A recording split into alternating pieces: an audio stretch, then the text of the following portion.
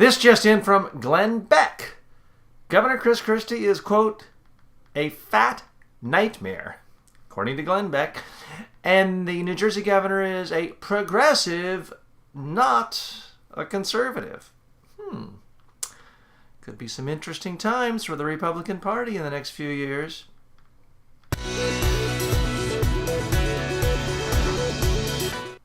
Okay, in other top news stories, this brouhaha over this TV show, Duck Dynasty, and the star of this show, who apparently says all sorts of inflammatory, gay-hating comments all the time.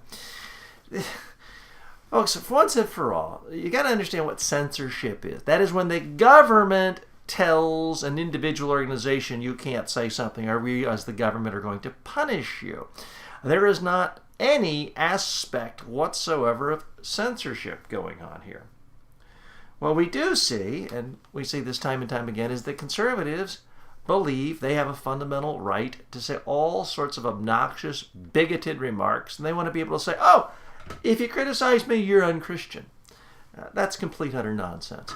What's really revealed in this whole exercise over this outrage over the suspension of this cretin, I don't know how else you describe this guy, is that fundamentally conservatives hate capitalism. They hate private property because A&E, the Arts and Entertainment Channel, is a private sector business. It's not a government. It's not a branch of the government. And for whatever reason, conservatives seem to have utter contempt for capitalism. They have utter contempt for private business owners making decisions on how they want to run their business. And they seem to have a real problem with the owners, the management of Arts and Entertainment Network, simply making a sound business decision that they do not want to employ a bigot, a fool, somebody who runs around saying idiotic things.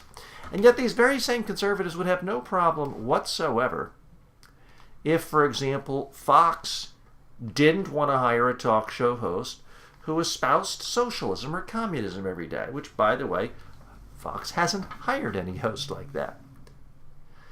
Nobody really suggests that a network, let's say it's a Jewish talk radio network, that there would somehow be an outrage if they had a host who said, let's kill all the Jews, and then that network said, okay, we don't want to have you as a host any longer.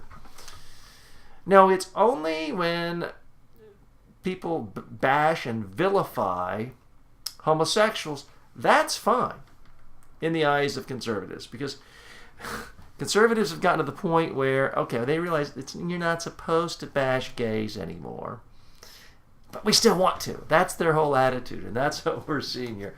Why can't we go back to the good old days when these disgusting gays stayed in the closet? That's the attitude of conservatives. They're really having a hard time grappling with this issue. Thankfully, the American people see through this nonsense.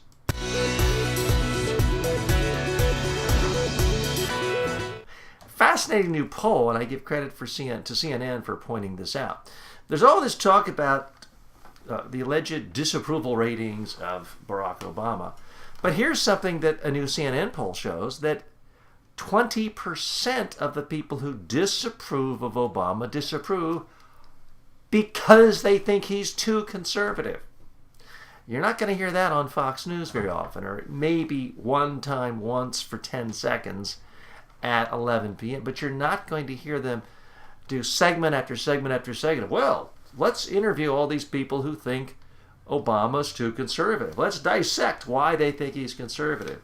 You're not going to see that because it doesn't follow the storyline. It doesn't follow the politically correct nonsense that conservative media puts out there that, oh my gosh, Obama's a leftist, he's a socialist, he's a communist. So they can't figure out how to deal with something like this that is A, factual, B, completely cuts against the whole storyline that they've been promoting for the last 5 years. So I do give credit to CNN. Unfortunately, nobody watches CNN anymore.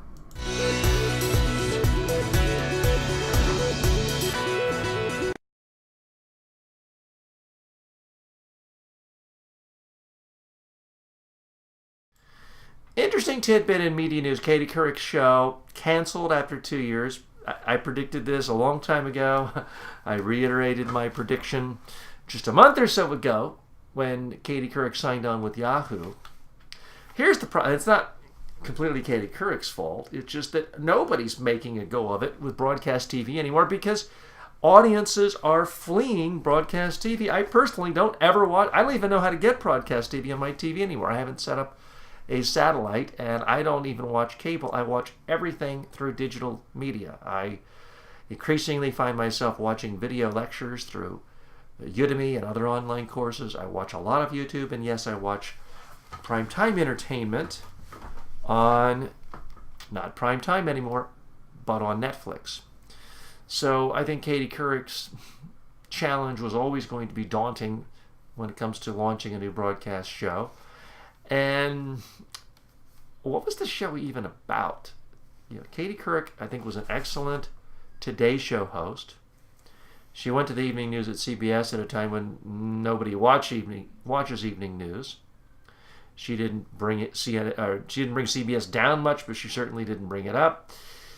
Her talk show didn't really get much of any audience.